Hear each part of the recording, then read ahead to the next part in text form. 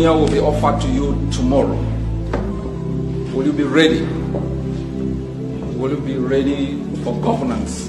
Do you have the institutions and expertise in terms of human capacity and state institutions to transform that space into one where our children can say, we fought a good fight?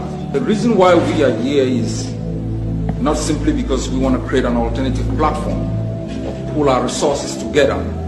It's because we reject fraud. I don't know why you fight. I know all of us say we fight for independence, and I always remind you, independence is an abstract political construct.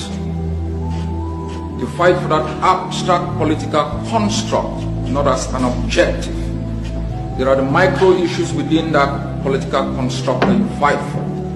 The right as a woman to have equal rights within your own country, to have opportunity in terms of education, to have a good health system that can take care of the weak and the sick, stop a woman dying every minute and giving birth.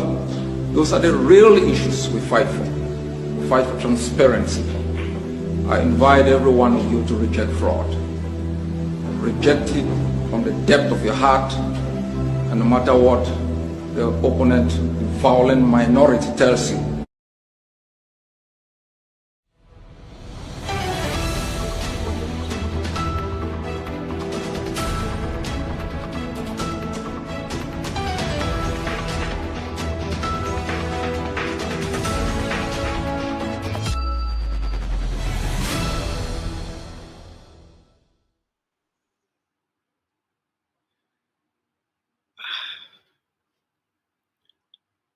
I'm sure many of you have seen pictures, videos, and other images that have been circulating on social media. Images that have emerged from the colonial capital of Cameroon.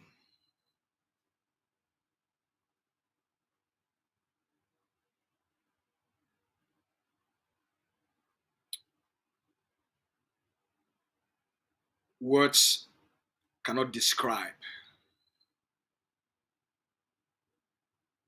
what Cameroon has become. Not what the government has become, not what the people have become, but what Cameroon has become.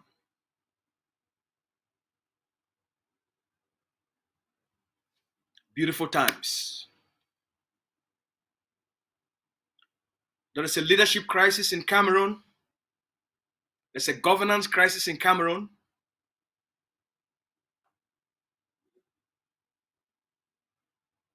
Norway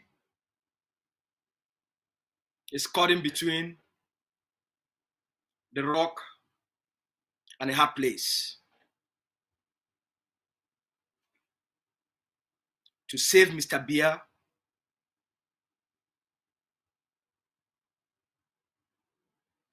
to continuously support France,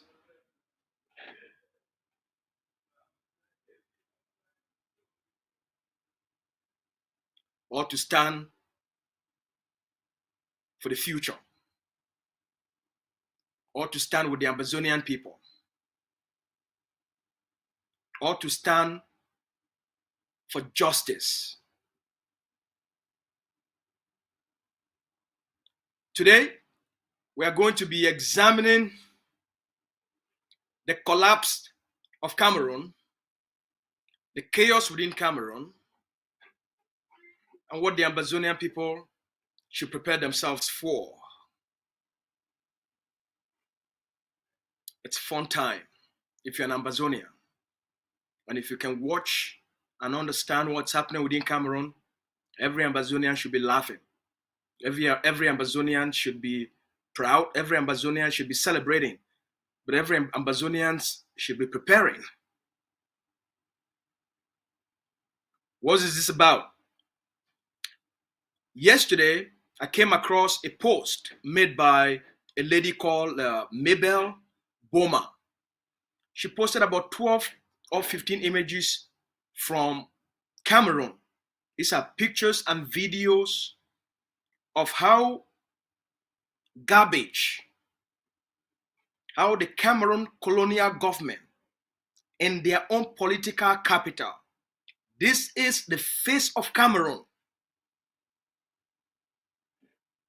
The capital of every country is the face of that country.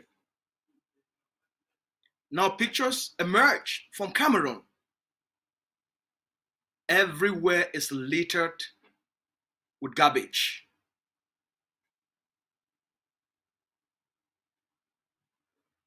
It's a disaster. It's an environmental disaster. It's a health disaster. But that's the face of Cameroon. That is the face of Cameroon. It tells a picture. They said a picture is worth what? 1,000 words? I think this is worth 10,000 words. Or maybe 1,000,000 words. What does that tell you? So here you have a government that has been in place for 42 years. And at the age of 92, Mr. B.I.R wants to seek re-election for another 7-year term mandate.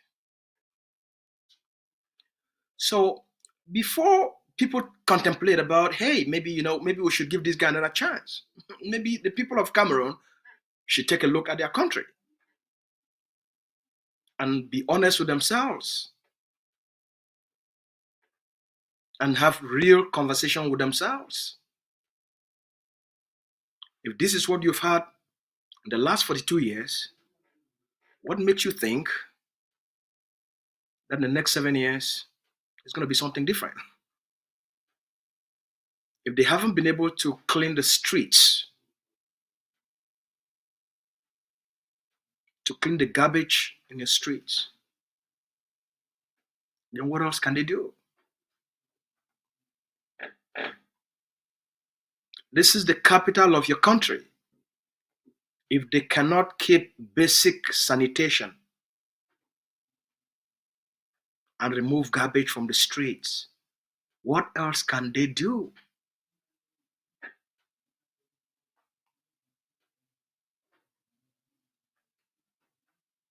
That is a governance crisis. That is a leadership crisis. And it tells everyone, it tells not only Cameroonians themselves, it tells Africans, and it tells the rest of the world. This is a country being governed by monkeys. Cameroon is governed by monkeys. It's a monkey republic. Because only monkeys would allow themselves to live in such environments. This is not for humans. This is not for humans. This is a monkey republic.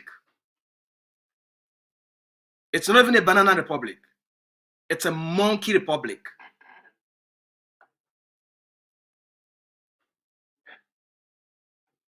Now imagine this. These are people that cannot even take care of themselves. And then they're telling the rest of the world that they want to govern Ambazonia, that they want to occupy Ambazonia, that they want to fight Ambazonia.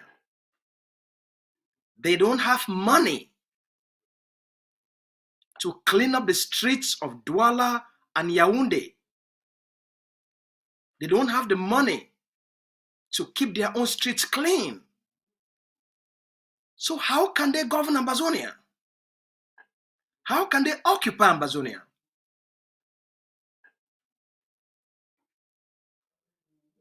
They don't have money for sanitation. How will they have money for war?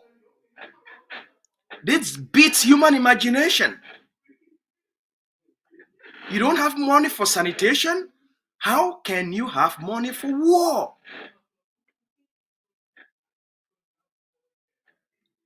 You can't clean the streets. How can you occupy another territory? You cannot administer yourselves. You cannot govern yourselves. You cannot take care of yourselves. How can you go take care of an occupied territory and provide effective occupational governance? You cannot develop yourself. How can you develop an occupied territory? You don't have the resources to take care of yourself. How can you go take care of an occupied territory? Cameroon, it's a monkey republic. It's a monkey republic. It's a country governed by monkeys.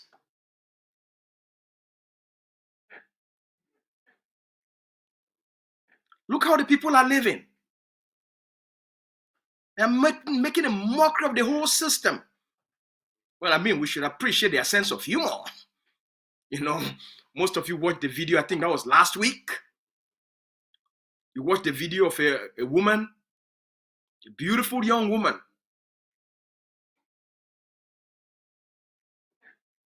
Right in the middle of Yaoundé. She undressed herself, took off her clothes, including her panties. Yes. She became naked just to make a mockery of the system.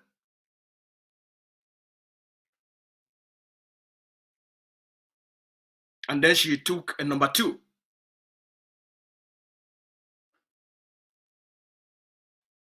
She opened her bag. People are filming. People are taking photographs. And she took a toilet tissue from her handbag. Man. And she helped herself. She pulled her wig and used it to help herself. As a sign of a protest. That's courage. So Cameroonians have developed a sense of humor.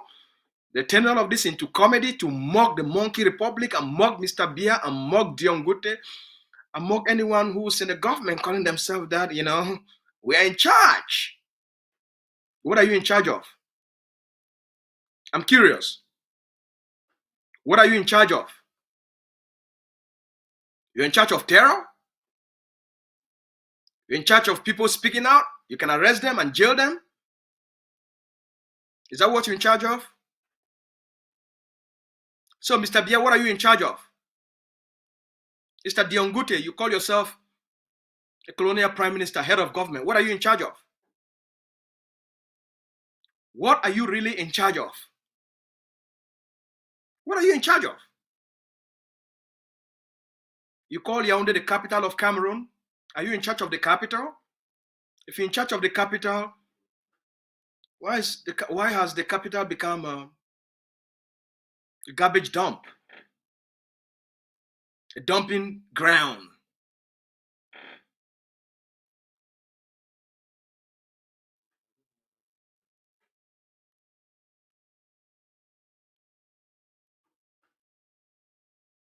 This is Cameroon.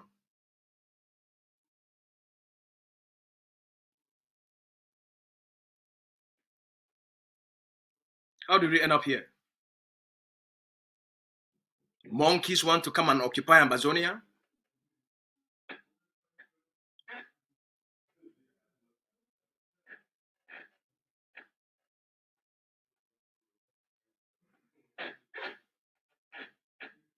They eat in the same place. They drink in the same place. They take a shit in the same place. Monkeys.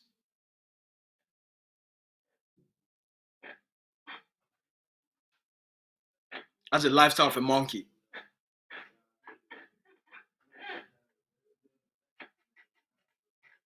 So, what is the structure of power in Cameroon? And why is that structure so dysfunctional? Let's take a look at how the colonial parliament is structured. And this starts to give you a sense. Do not expect anything different in Cameroon in 2025.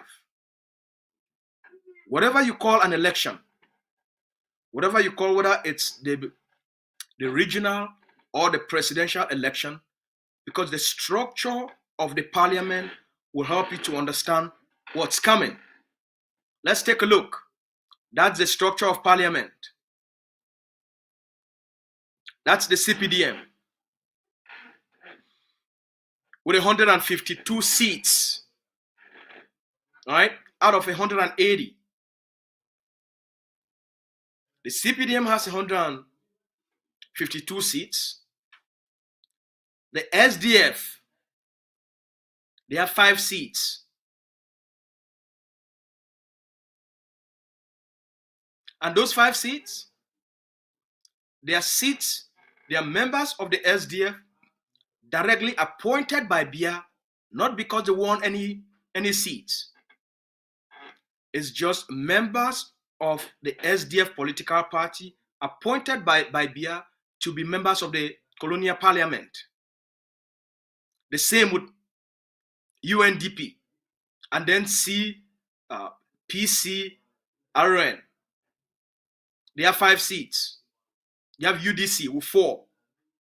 You have FSNC. They have 3 seats. Then MDR 2 seats, and then you look at UMS. They have 2 seats. That is the structure of power and the structure of governance currently in Cameroon. SDF they have what? 5 seats. Mr. Osi is telling you he wants to win the popular votes. So CPDM with 152 seats, here is what they are going to do.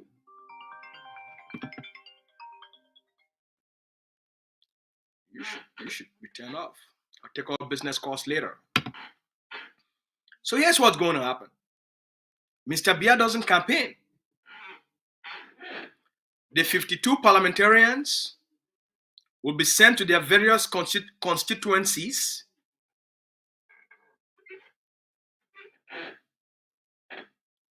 to guarantee 100% vote. They will have a lot of money, bags of money, lots of money, yes, bags of cash to take to their various constituencies to guarantee 100% victory. So now SDF has only 5 members of parliament. So you're going to send these 5 members of parliament to do what?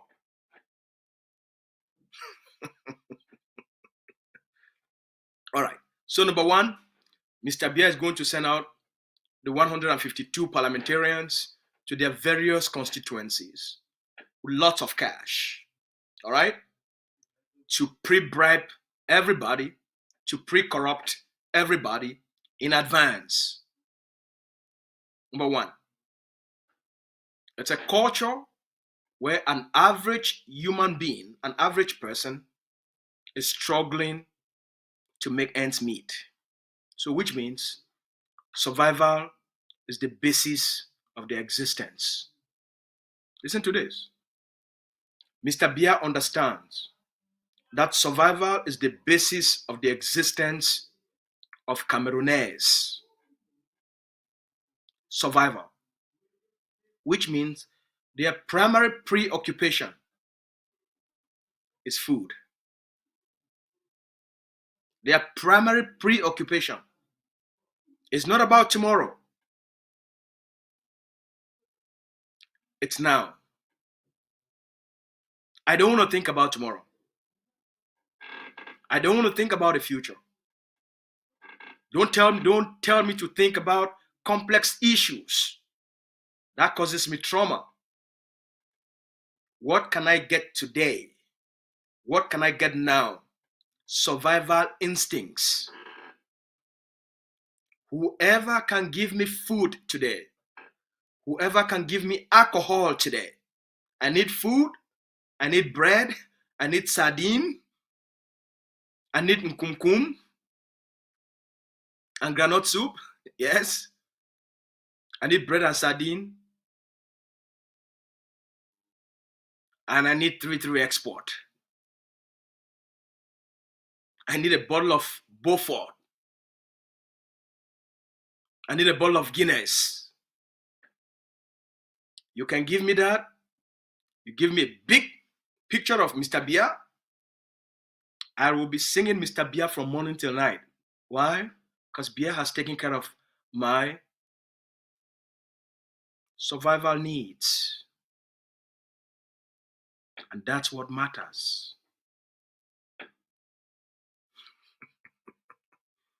That's the game. You keep the people at the lower level threshold of thinking so that the only thing that matters to them is to survive.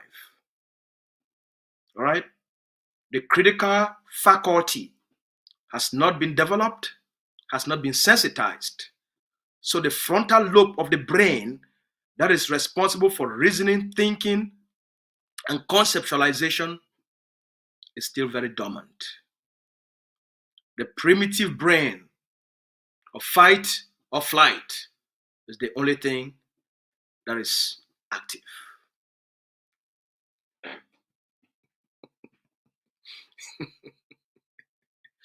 All right? The frontal lobe that is responsible for vision, dreams, goals, planning, critical thinking, objective reasoning, the capacity to question the cause and do an evaluation of cause and effect is still dormant in the brains of most Cameroonese. The education system wasn't created to help the people to know how to think.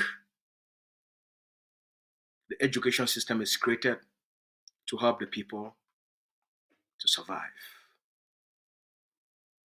So the frontal lobe is still very dormant. That's why the society is that way. Only the primitive part of the brain that's responsible for survival is currently active. It's a consciousness. It's a level of thinking across the board. That's why people like Mr. B.I.R, the bees, the army, the police, the gendarme, they understand this psychology. And that's why violence and the use of force in order to constantly crush any resistance is the primary weapon of choice. Because survivor people, their worst fear is pain. All right? So that's the first layer of governance. Now the second layer of governance, what Mr. B.I.R has really been very successful, and please, I'm saying this from an educational research perspective. Mr. B.I.R has been very successful in building communal power, capturing communal power within the structure of the state of Cameroon. He's done that successfully for 42 years. That's why he has lived in power. He's been in power for so long. So what he did was, from the onset, he understood the society is a traditional communal society. So the best way to govern them, the best way to integrate everybody into a centralized system of power, it is to use those communal, tribal, all right, ethnic networks to build power. So he will, like for example, the state of Manu. In the state of Manu, it's not the political power that governs and gives B.I.R power, occupational authority. It is the traditional ethnic leadership that the people believes in, the trust. Mr. B.I.R has captured those entities in all the subdivisions in Manu, in all the tribes, in every tribe, including the tribe of Boki. There are specific chiefs and specific elites. They have all been integrated into the CPDM party. In every tribe, they select the most influential families, and they will become the voice, representatives of the occupational governance structure. They make them become wealthy, they give them positions, they give them power, they give them pride, they give them prestige.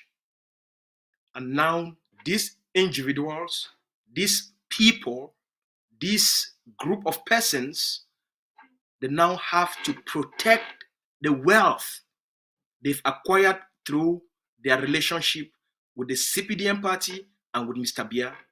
They now have to protect that power.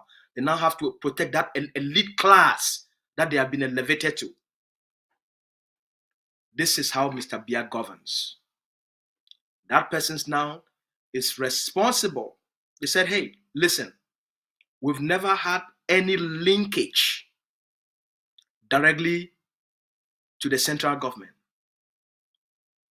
If we want drinking water, we have to support Mr. B.I.R. If we want a clinic, we have to pay loyalty to Mr. B.I.R. If we want our children to have employment within the system, we have to support Mr. B.I.R. This is how they build a network of loyalty across the Cameroonian territory and the Ambazonian territory. All across Ambazonians, all ethnic groups, tribe, villages, everything, all the elites, this is how they have acquired power, wealth, and fame. Now they are not fighting, they are not working to protect the interest of the community or their constituencies. They are working to protect the power that Mr. B.I.R. has given them. They are working to protect the wealth Mr. B.I.R. has helped them to create.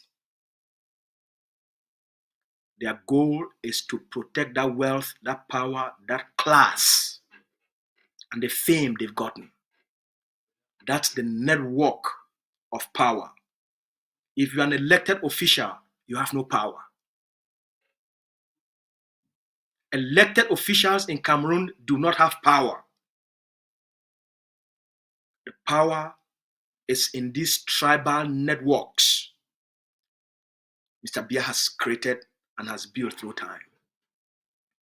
Those tribal networks will guarantee 100% election fraud, even when their communities and the population vote otherwise.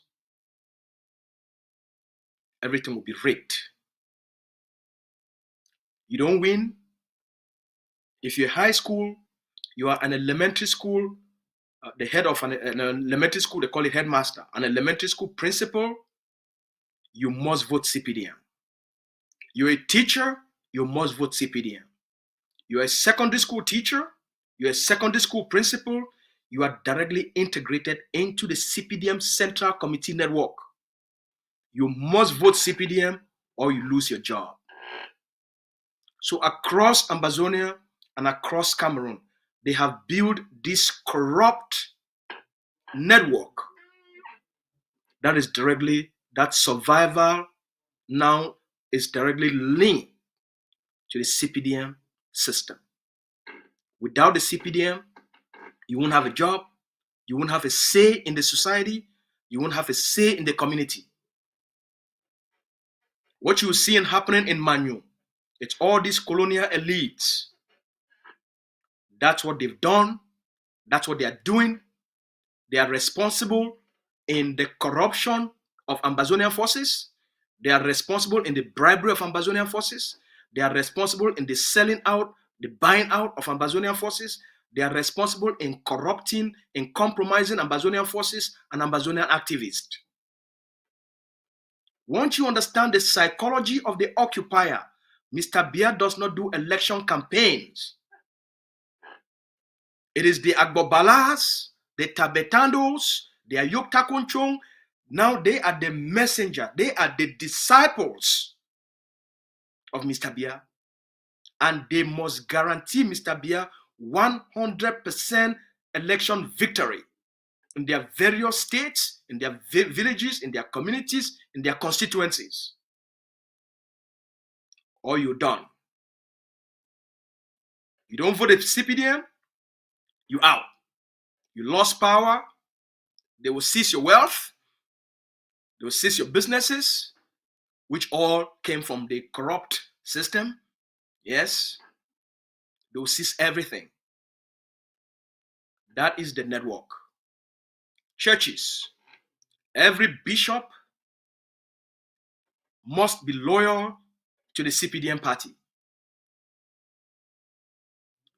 Every leader within the Presbyterian Church, the Baptist Church, must pay allegiance to Mr. B.I.R. They have all been corrupted, bought over. Funky was the most corrupt because of the role he helped to play to help Mr. B.I.R. to pacify the Ambazonia resistance.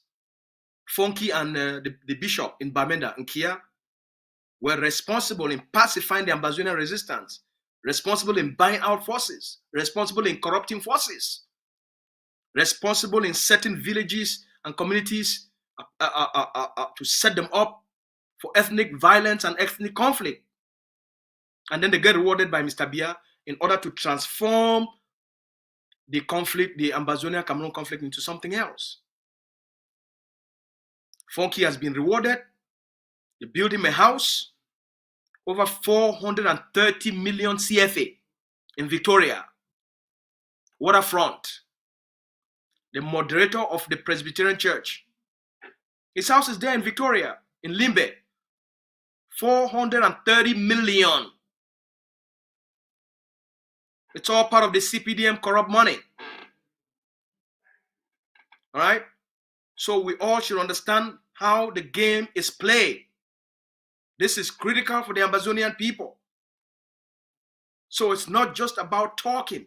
It's about understanding the psychology and the methodologies of your enemy, how they work and how they function and how they operate.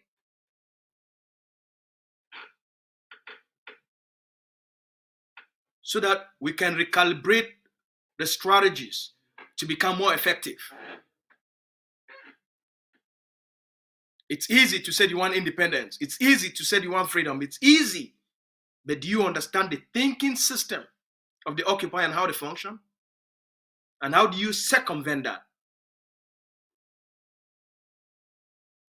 How do you change that? This is critical. That's why we must understand why Cameroon is the way it is. It's not the political power. It's the ethnic, elitist structures of power they have built that is outside of the political power. Now, when you integrate the ethnic, the religious, and you integrate that with the elitist class of power, and you integrate that into the political power, that's a very powerful network of corruption. That's why he's been in power for 40 years. It's not because he's some magician.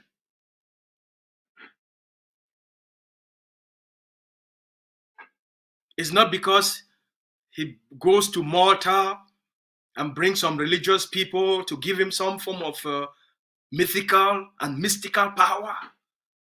It's not because the Pope has laid his hands or put his hands on the head of Mr. B.I.R. and blessed him, and now all of a sudden Mr. B.I.R. has some mythical and eternal power that he can control the stars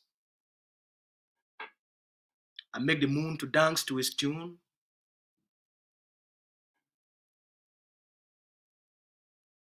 It's just an understanding.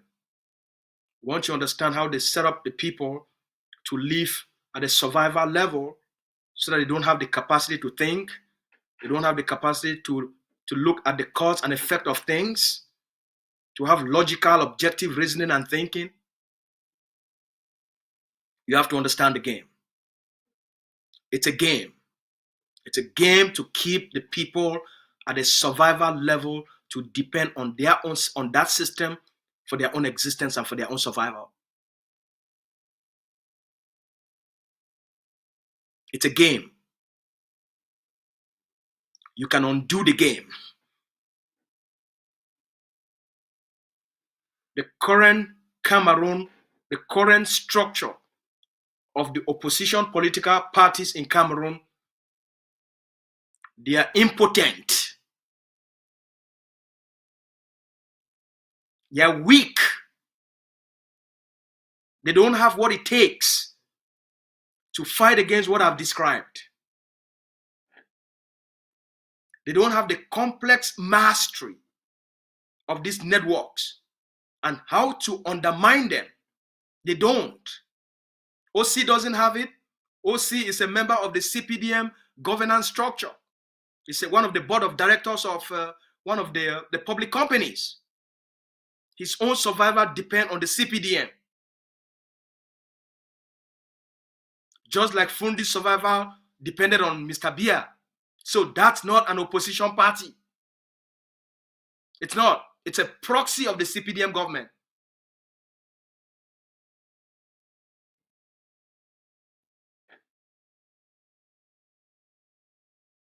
Look at Kamto.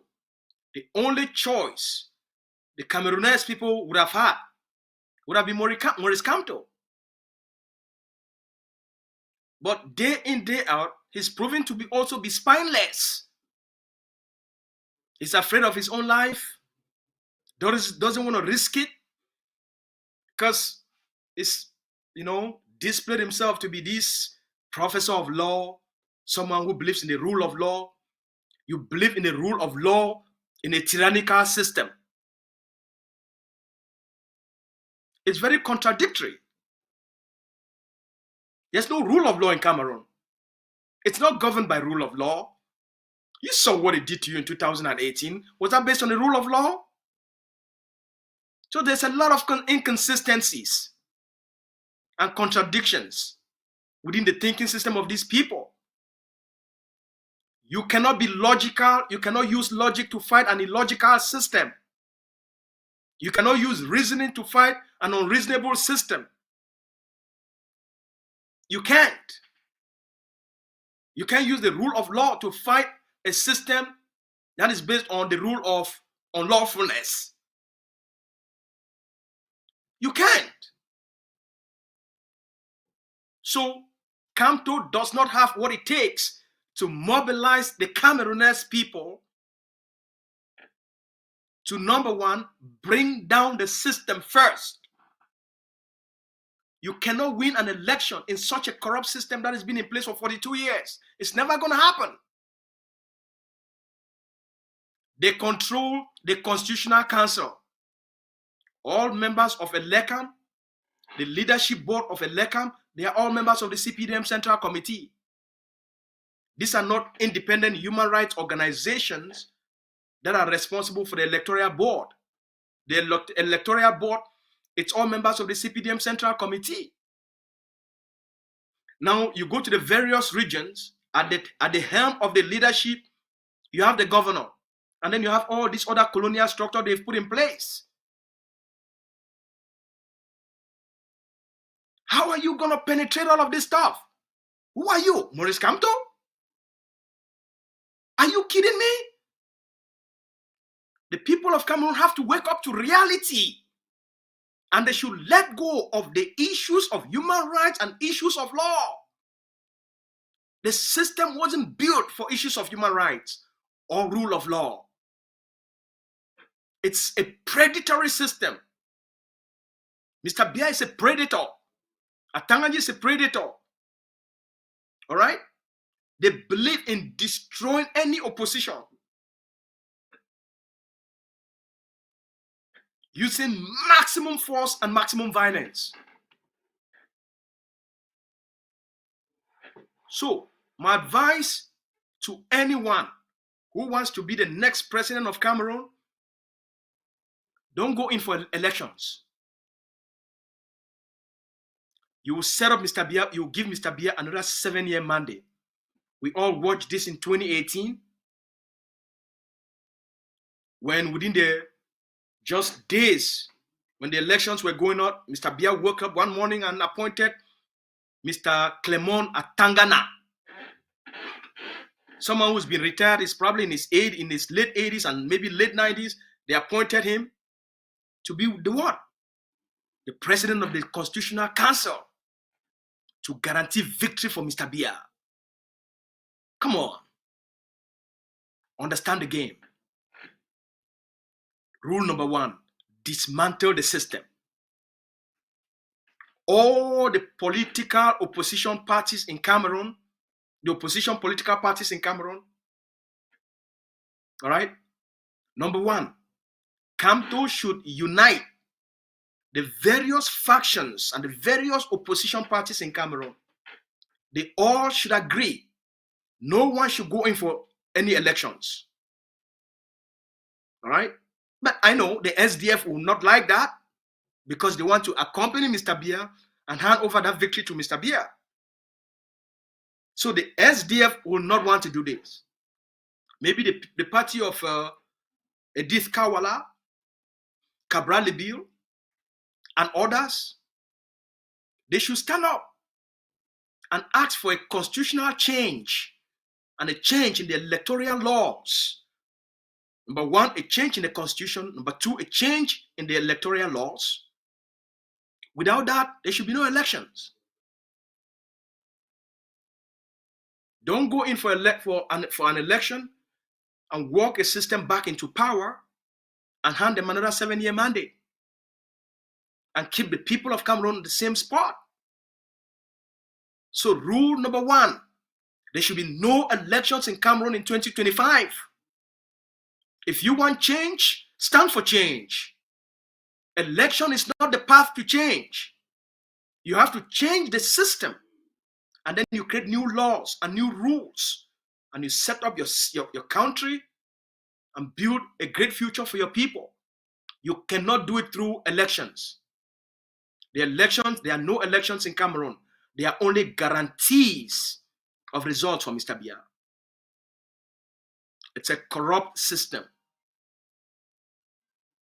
So there are no transparent and credible elections in Cameroon.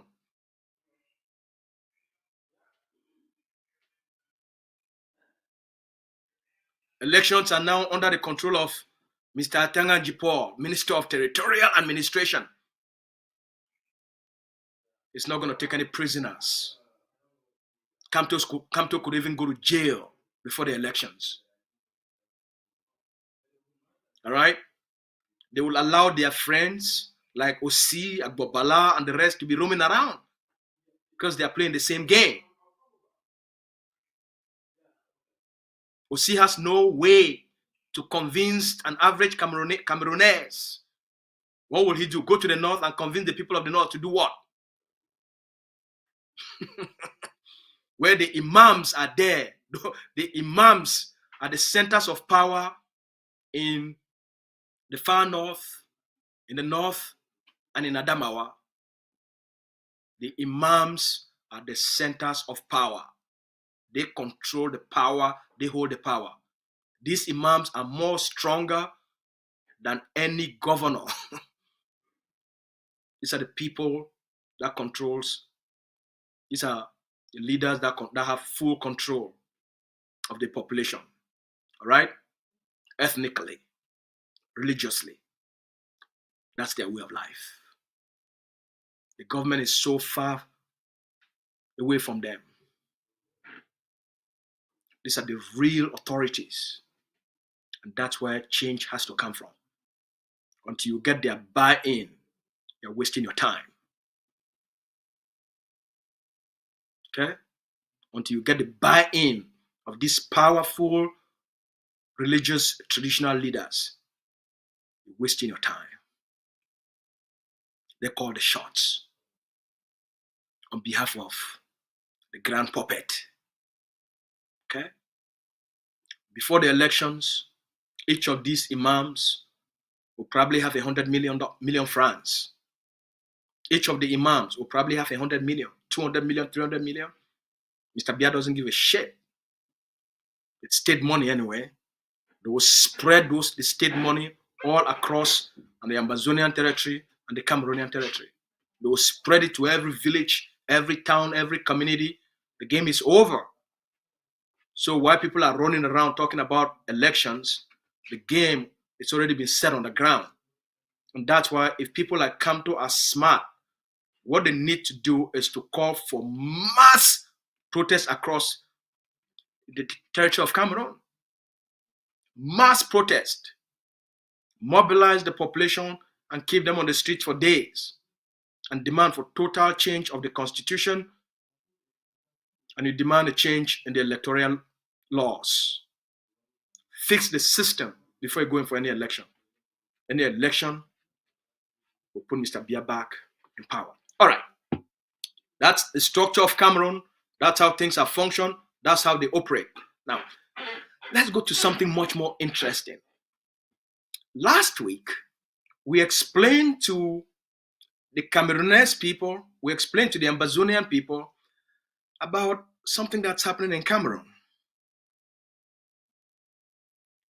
Most of the elite forces in Cameroon that are called the Bs, yes, Battalion Rapid Intervention, Battalion Rapid Intervention, yes, the B. I remember, I think that was 2015, 2016. I went home and and my brother had a tank tops. We had shorts and people thought we were part of some foreign special forces. So these elite forces in Cameroon, called the Bs, these are specialized forces that Cameroon has invested a lot of money to train. These forces were created around 2013, 2014. That's when the B emerged. They are a counter-terrorism force when Boko Haram was causing a lot of problems in the far north regions of Cameroon. And they had been advised by the Americans, by the French, and by the Israelis to constitute and build a counter-insurgency force, a counter-terrorism force. So now, they built this counter-terrorism and counter-insurgency force to fight Boko Haram.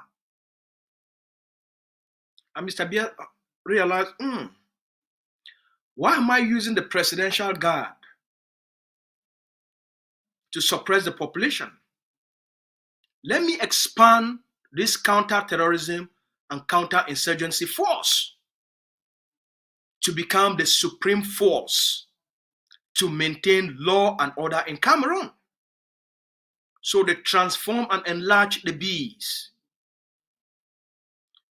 from a force that is responsible in counter-terrorism and counter-insurgency, from a force that is specialized in defeating these terrorists, fighting, dismantling, and defeating these terrorists. Guess what?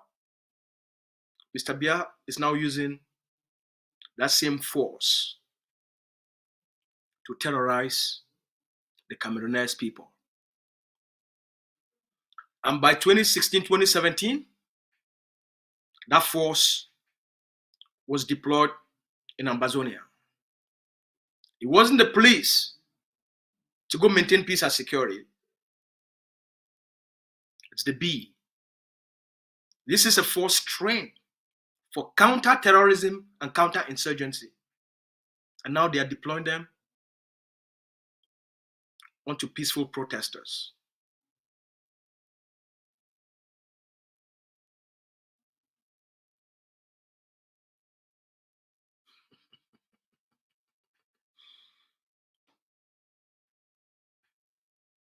We must squash the protest.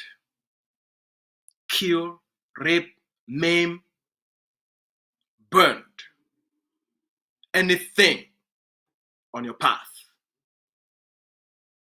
And that's what we've seen. Over time, the Cameroon government cannot pay them. There's no money. The state is bankrupt. The strategy the Ambazonians have put in place has bankrupt Cameroon. It's a bankrupted state. There's no money. Now they live on financial drips from the IMF and World Bank. Every 3 to 6 months, they give them a little bit of hundreds of millions of dollars. I think they're about to dispatch maybe what, another 400 million or another 300 million from the World Bank to Cameroon government. How long would that last? So they have this rotation of how state workers receive salaries. This month it could be teachers.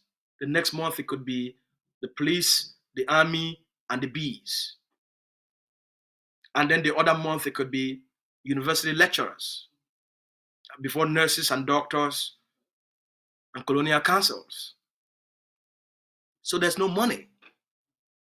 So when the war between Russia and Ukraine broke out in 2022, and the Ukrainian government sent out these created these commercials and sent them out across the globe. Now the Ukrainian government is recruiting for foreign mercenaries to join the fight. The Americans were pumping hundreds of billions of dollars into Ukraine. So they can afford it. They can take some of this money and use it to recruit foreign mercenaries. So if you have military experience, you'd been in a special force, well, you can go fight in Ukraine. In Cameroon, a bee earns only 67,000 francs. That's $33. Now Ukraine is promising to give them $2,000. So holy shit, and this is a good deal. Why am I fighting for an old man for 67,000 francs, which is $33, when I can go to Ukraine and become a foreign mercenary and make $2,000 a month? So hundreds of Cameroon occupation forces deployed in Ambazonia are leaving the battlefield, are escaping the conflict, and moving to places where they can process them and then bring them to Ukraine to join foreign mercenaries in Ukraine to fight against the Russian government. Early this month, Mr. Putin, you all know about the incursion, the Ukraine forces that made an incursion into the Kursk region of Russia. President Putin had put out a statement to warn anyone and everyone that is caught inside the Russian territory within the Kursk region. If you are caught and you're a foreign mercenary, here is the price you're going to pay. Video number 1, please.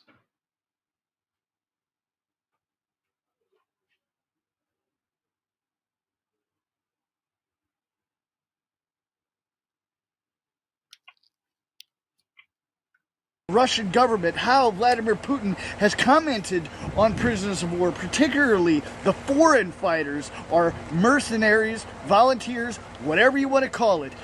He says that these mercenaries, as he put it, are not covered under the Geneva Convention and do not get the rights of the Geneva Convention. And we've been talking to soldiers about what... This is critical. Here is what you need to know. To all the Cameroonese bees, to all the Cameroonese policemen, gendarmes, the army that have abandoned Cameroon, that have escaped the poverty and the inhumane living conditions in Cameroon for greener pastures, to fight as foreign mercenaries with the Ukrainian military. If you happen to find yourselves within Kursk, region of Ukraine. And you've been surrounded, as even President Trump has stated. They've all been surrounded. Mr. Putin wants to liberate the cursed region before any negotiation. That's a message for you. Mr. Putin has declared your presence in the Ukrainian territory that you'll be considered as a terrorist. You will not be covered under the Geneva Convention, and you will not be considered as a prisoner of war. You will be considered as a terrorist. Play the video. What they think about prisoners of war and what the reactions are. Man, we've got some pretty intense answers, and it really seems like the fact now is these foreign mercenaries or foreign fighters, foreign volunteers, whatever, as I said, whatever you want to call them, really have two choices, two options, possible outcomes when they're captured by Russian forces: death or jail. And I say jail because there is just... Those are the two options. That is a journalist right inside the cursed region of Russia, where about 2,500 remaining Ukrainian forces have been surrounded. And President Putin and President Trump, Mr. Trump was trying to plead with Mr. Putin to say, look, we know you've surrounded these Ukrainian forces in Kursk region. We know your forces have surrounded them, but please do not kill them. That's why they've discovered that most of those forces in Kursk are not Ukrainian forces. Some are Americans, some are British, some are French, some are Polish, some are Norwegians, some are Nigerians. Most of them are foreign mercenaries. There is even a story where the journalist Patrick Lancaster will probably tell you, if you're going to probably hear that story, of a British soldier that was captured in Kursk and what they did to him. Let's listen. On, I believe, the beginning of the, March, a British soldier, mercenary, volunteer, whatever, captured by, well, he was captured months ago by Russian forces, but his court case, his jury trial ended in Russia just at the beginning of this month, and he was sentenced to 19 years. So he was sentenced to how long? He was sentenced to how long? A British mercenary fighting in Kursk inside Russian territory was captured, was put on trial, and was jailed for 19 years.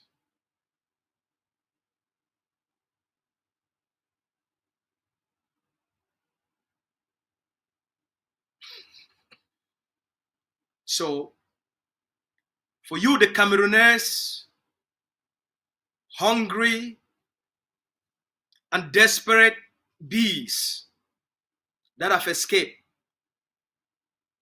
because of poverty, just make sure you are not sent into Kursk region. Make sure you are fighting within the Ukrainian territory. You have all the legal protection of Ukrainian law to fight inside the Ukrainian territory. Don't make any mistake and find yourself inside the Russian territory. Oh, let me also say this. The 4 oblasts, including with Crimea, make sure you don't find yourself in Crimea region, in Donetsk, in Luhansk, or Zaporizhia. The Russian government, which is the root cause of this conflict, where those regions that are predominantly made up of ethnic Russians. It's now considered as part of the Russian territory. Make sure you don't find yourself there. Should you find yourself there, you will also be considered a foreign mercenary. And the penalty for that is either death or a long-term prison sentence. All right? So I just wanted to put out this information for anyone, for the Cameroonese and some Ambazonians that are in the colonial military, that are in Ukraine fighting. Play it safe.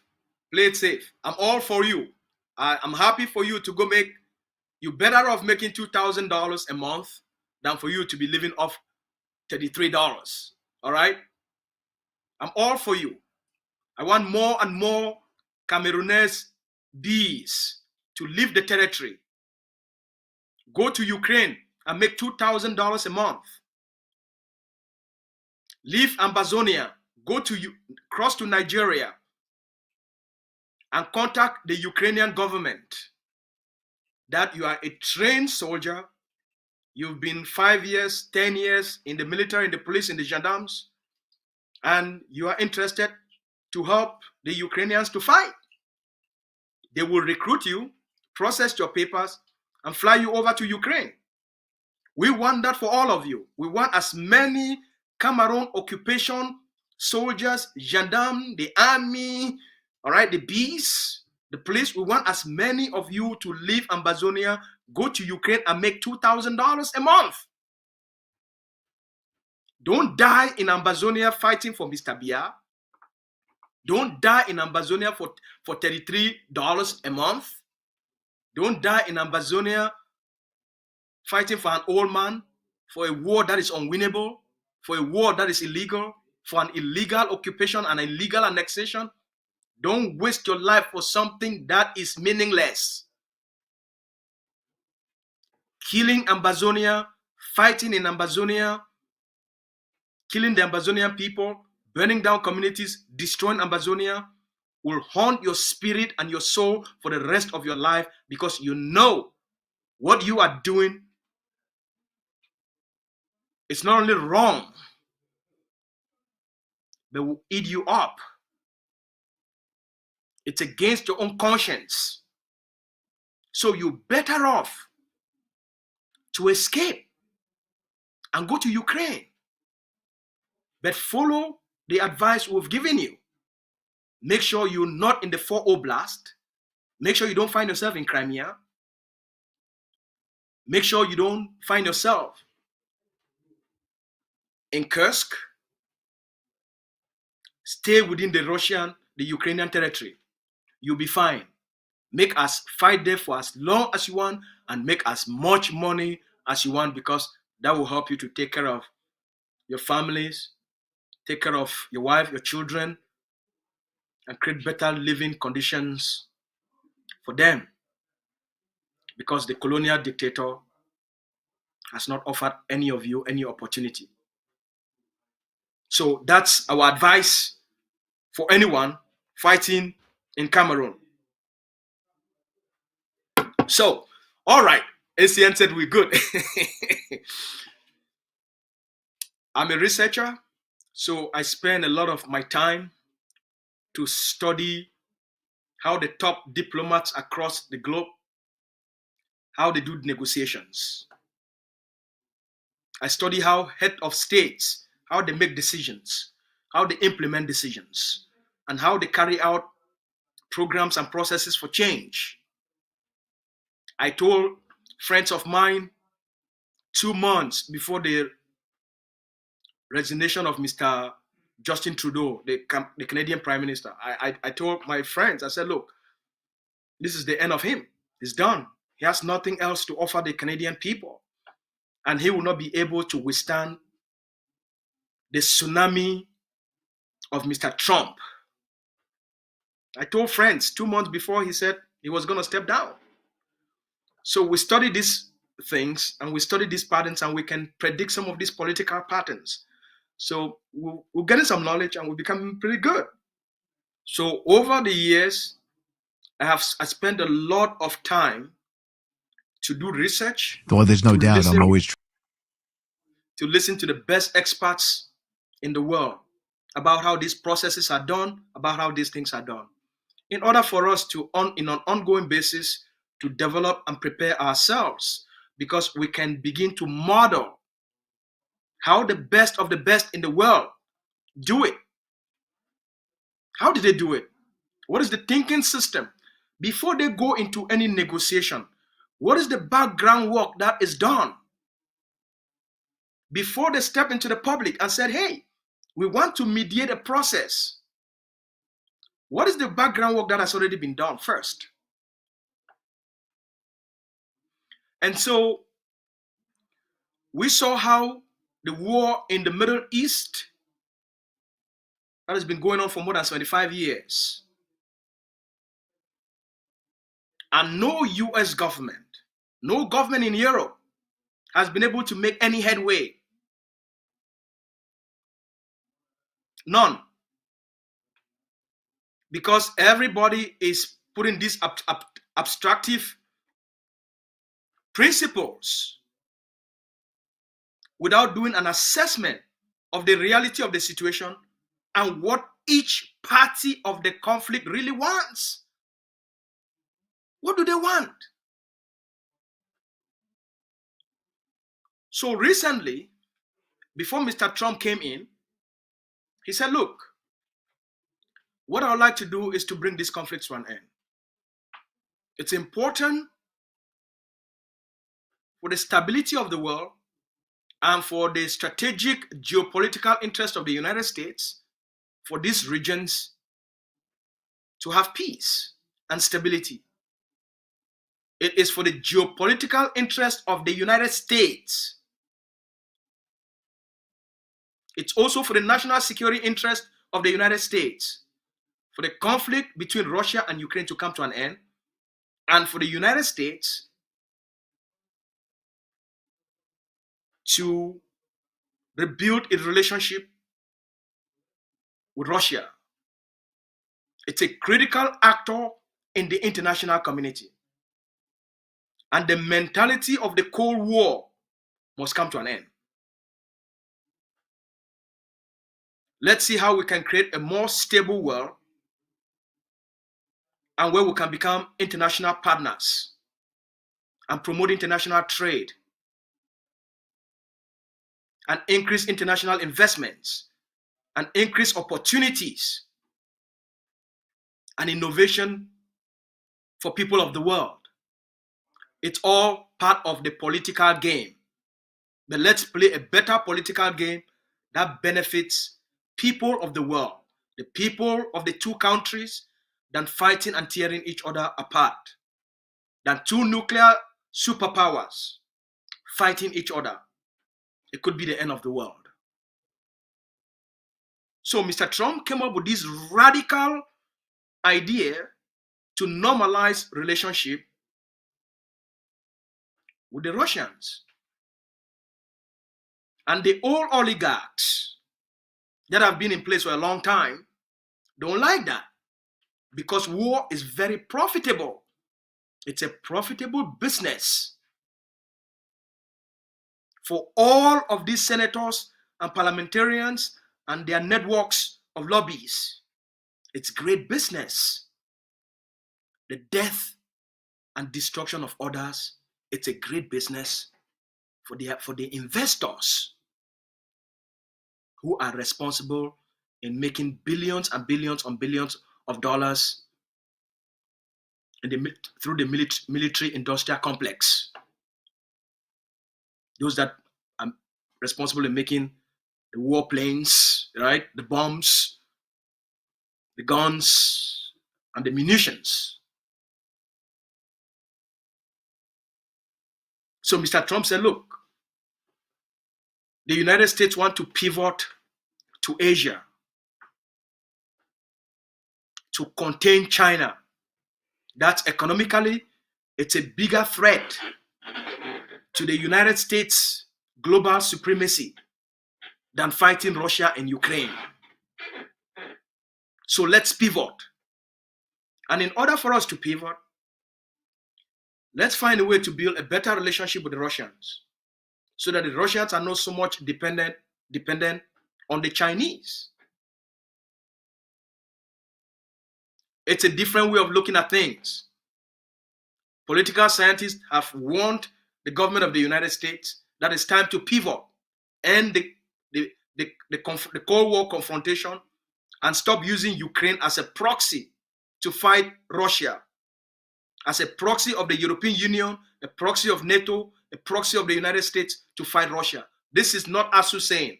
Go listen to any political scientist that has level of credibility and independence in their thinking. They all will tell you.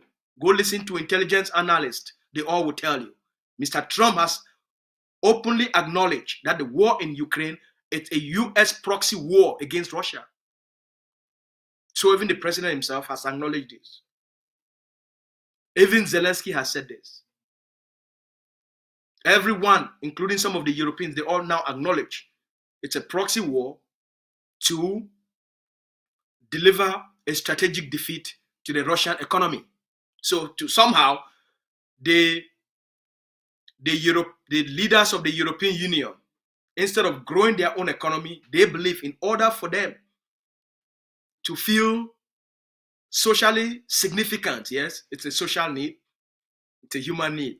In order for them to feel socially significant, they must gang up, weaken the economy of Russia, destabilize Russia, so that Europe could be significant. Isn't that interesting? Very interesting mindset. So we spend a lot of billions of dollars to destroy people just because we want to feel socially significant. Isn't that very interesting? And they are very proud. We are the European Union. Warmongers. Right? Okay, all right. That's not the point. The point is, Mr. Trump wants to normalize the relationship with the United States, Russian relationship with the United States. You want to normalize that relationship. So there is someone that has emerged. His name is Steve Witkoff. Mr. Witkoff is a pragmatist. He's a billionaire. He's a real estate billionaire. He was a lawyer, then he went into real estate, made millions, and then he became a billionaire. Mr. Trump wanted someone who can look at things from a practical, realistic perspective. For someone who's not an ideologue, who's not caught up in the old ways of thinking, in old ways of looking at things, and then proposing the same old solutions that have failed for 75 years. So Mr. Trump, upon winning the election, before the elections, was putting a team in place because he knew he was going to win. Was putting a team in place and started asking these people to think differently. Here is what I want to achieve. Here is what I want to help me to do. So once they confirmed him on January 20th as the President of the United States and sworn him in, he appointed a special envoy to the Middle East, Mr. Witkoff. Mr. Witkoff flew into the Middle East, did an assessment. He's one of the first American diplomat to go right into Gaza. He went right into Gaza to do a physical evaluation of how Gaza is, how the war has devastated Gaza. What is the level of devastation? These 2,000 bombs that Americans gave the Israelis. How is the ground? Mr. Witkoff went there. He didn't just sit somewhere and proclaim principles of peace. He went into Gaza and did a physical assessment, the damage the war has caused. Met with Hamas to find out from Hamas, what will Hamas want in a peace process?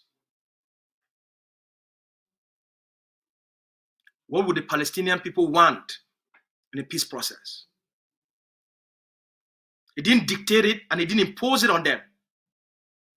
He has to find out from them what are their own political aspirations. What are their human, social, identity, cultural aspirations?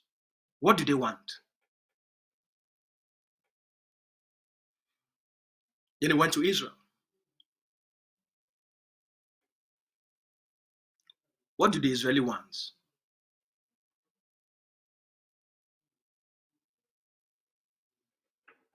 Yeah, obviously the Israeli wants to take the land, to ethnically cleanse the Palestinians and take both West Bank and Gaza. That's what they want. It's okay. But as an envoy, his goal is to understand what each party of the conflict really want. Let us talk to them. Let us talk to the people of Israel.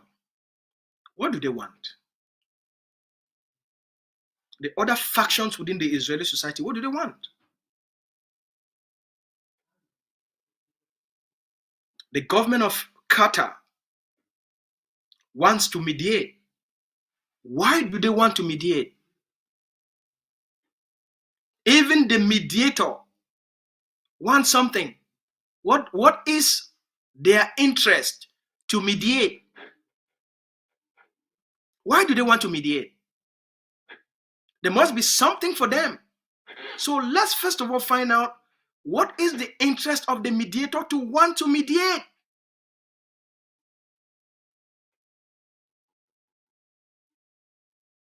Listen to this brilliant man. Just listen, please.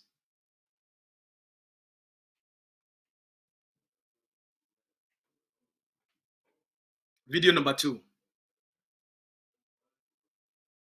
Well, there's no doubt I'm always trying to put myself in the shoes of the other person, because a good deal has to work for everybody. But I want to just say this. When I say I speak for the president, it's not because I presume what he's thinking. Yes. It's because I ask what he's thinking. He is the president. I'm in my job only because of him. And to me, I give him the respect of always asking the question, where do you want to get to, Mr. President? And so that's critical. So now I know where he stands, and now it's about tactics. Pause for a second, please. Remember what he said. He's an envoy of the President of the United States. The President of the United States sets the agenda. The President of the United States determines the outcome. He's an envoy. His goal is to work to meet the objectives of the President of the United States. He's not doing it for himself. He has to consult the President. Mr. President, what do you want us to achieve? What will a peace process look like for you?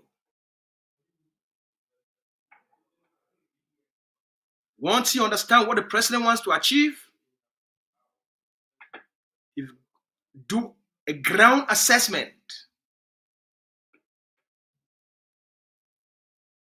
In Gaza and in Israel, to get the understanding and the psychology and the sentiments and the pain of both sides.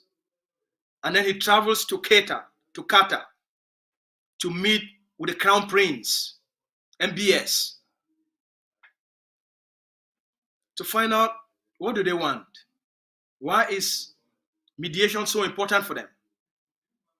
Let's listen to the rest of the comments from this brilliant man. From the, as you talk about from the other side standpoint, it's important for me to know or to have a feeling of where the Israelis want to get to. What about the Qataris? They're the mediators at the table. What do they want to accomplish here? What about Hamas? Okay. That gives you a picture, right? It gives you an overall idea of how he works and how these processes are done. I have a question for you. Is that what the Swiss did? The Swiss came and declared themselves to want to negotiate for Ambazonia. Is that what they did? Is that what they did? No. But they told you they want to negotiate, right? They want to do a peace process, right? The Canadians in 2022, in October, November, and December 2022, they launched the Canada pre-talks.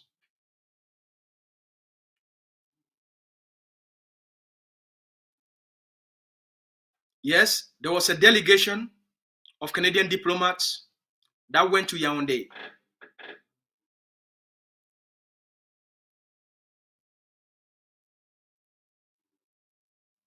They had a consultation with the Ambazonia Governing Council, in consultation that brought together other Ambazonian movements for them to agree on the process and the approach and to go in as one.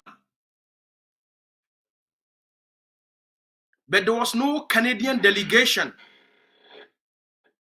that went to Ambazonia to do a ground assessment of the structure of the occupation and how it affects the Ambazonian people.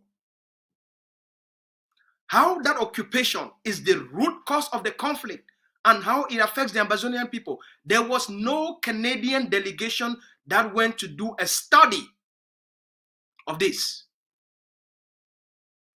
There was no Canadian delegation that went to Ambazonia to do an assessment of the destruction that the war has caused the Ambazonian people. The destruction of villages, the destruction of communities, the destruction of towns, the destruction of businesses.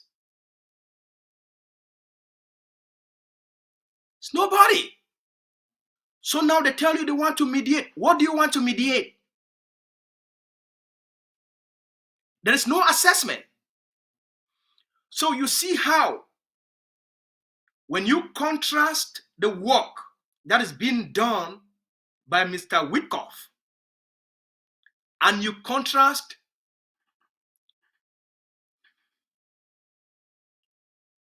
it took the Ambazonian people for a ride.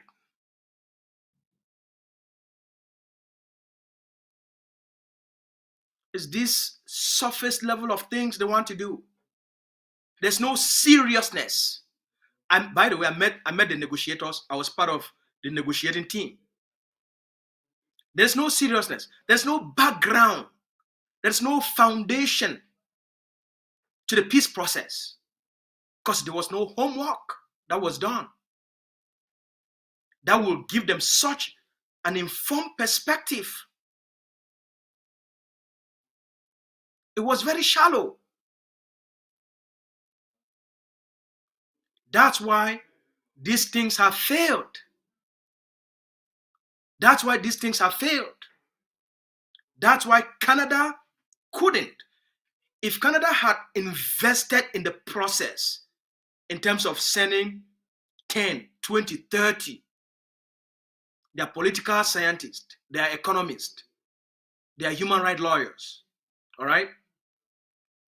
They are top former, what's this lady's name? That was the former Canadian, the Canadian judge a Canadian Supreme Court judge that was the head of the United Nations Human Rights Council. They could have sent that woman to head the commission to go to Ambazonia to do an assessment across the 13 states of how that war has ravaged the Ambazonian communities. They could have done that. They could have got a report of how the occupation system is all set up and why the people are revolting and resisting and fighting. Nothing of such was done.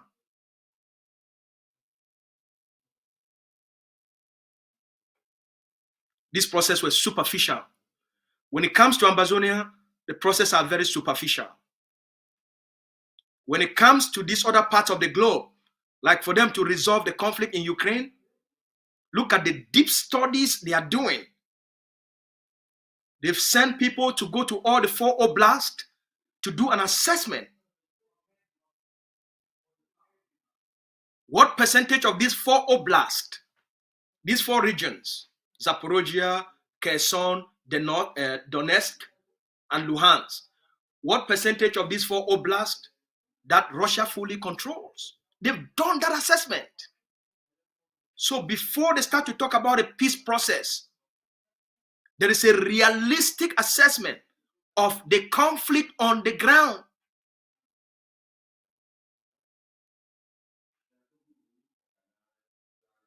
Now let's go back to the Middle East.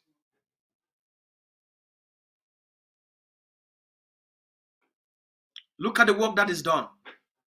I want to ask you the same question. Is that what the Canadians did? You know the answer is no. So why is it that when it comes to Ambazonia, they are using superficial approaches to the conflict?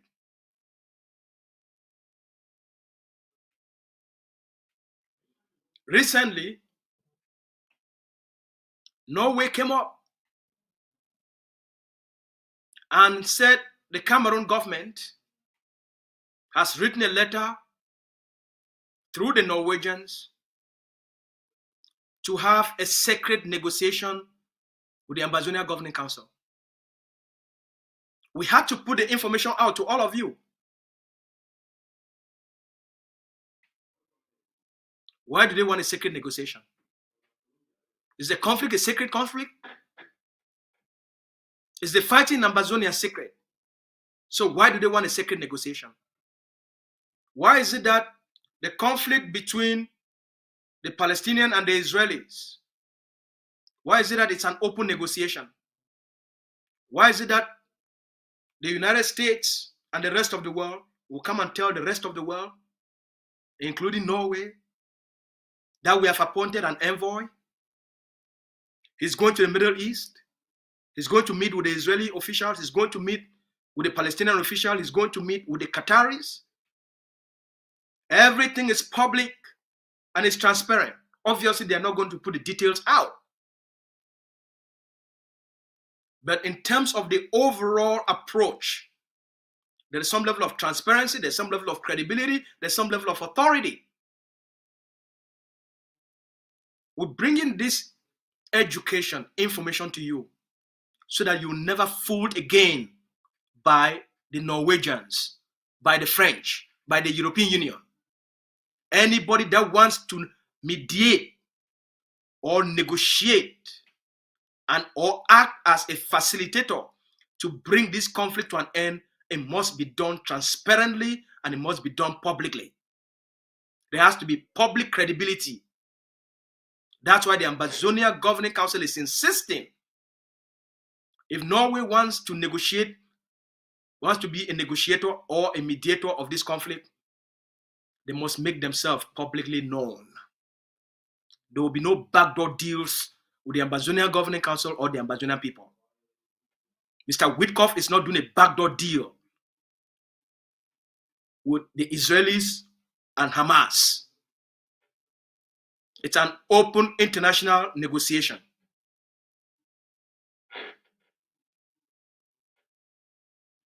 So these are lessons. We want to put these things out so that Norway, France, and all of these countries should understand We are very complex people. We study these principles, we study these processes, and we know international standards and expectations. Ambazonia must be treated the same way. All right? Ambazonia must be treated the same way. Fellow Ambazonians, let's see how much time we get before I talk anything. Okay. All right. We don't come to the end of this broadcast. As we know now, right now, the Norwegians, they know say the education will provide them, it be very important. And at the essay, within the discussions where they take place, my name don't they come up within those discussions or Norway. Who be this Mr. Lucas Asu? Who is this man? Eh? Who is this man? Which will they put them for Twitter? Which will they put them for out here? Did you watch them minute by minute? The Norwegians, they watch everything we would put them out on a daily basis. Someone understand. The kind of leadership we don't build them for now, be proud. All right? I thank you so much for being part of this discussion today. Shake no day. And take care. Thank you, ACN.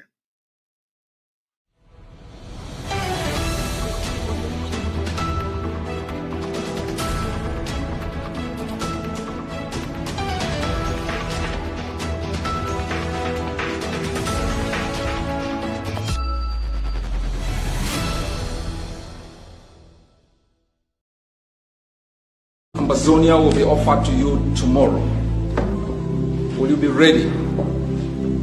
Will you be ready for governance?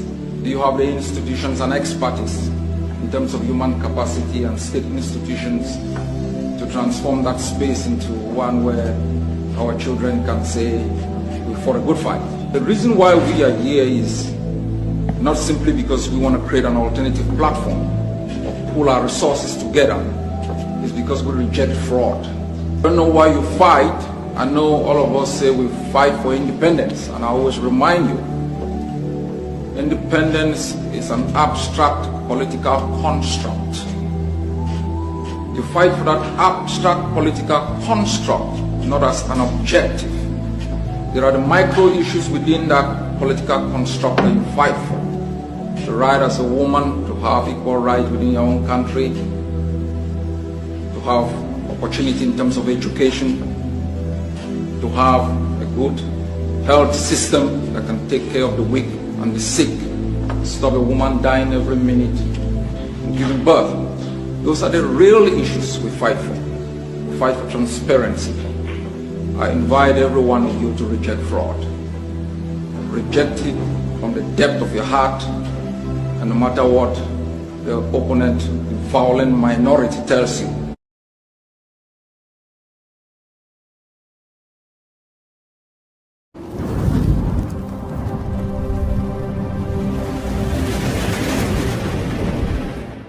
Welcome to ACN.